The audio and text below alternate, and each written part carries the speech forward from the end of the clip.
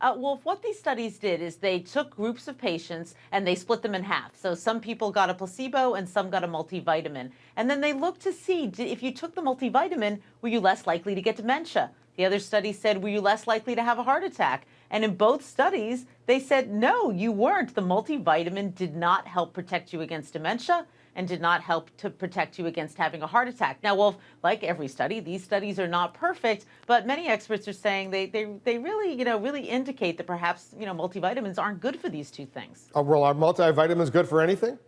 It's a very tricky question. There are some experts out there who will say, look, if you have a bad diet, wouldn't hurt you to take a multivitamin. It might work sort of as a safety net. But a lot of people will say there really isn't evidence that these multivitamins do anything for you. As a matter of fact, the editorial in this study said most supplements do not prevent chronic disease or death. Their use is not justified, and they should be avoided. So pretty strong language there, Wolf. So what about individuals, separate vitamins, vitamin D or vitamin C? Should people take those kinds of supplements as opposed to a multivitamin?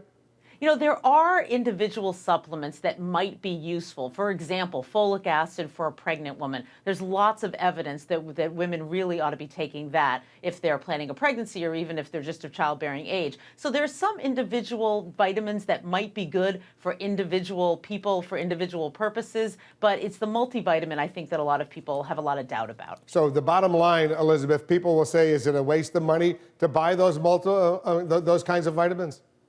The folks who wrote this editorial certainly seem to think that it's a waste of money. I would never want to say that definitively, but there certainly is evidence that multivitamins don't really do much for you. Can they do any harm? If you take a multivitamin and you're taking other vitamins in addition, then you might end up in a situation where you're getting too much of one certain vitamin, and that can be a problem.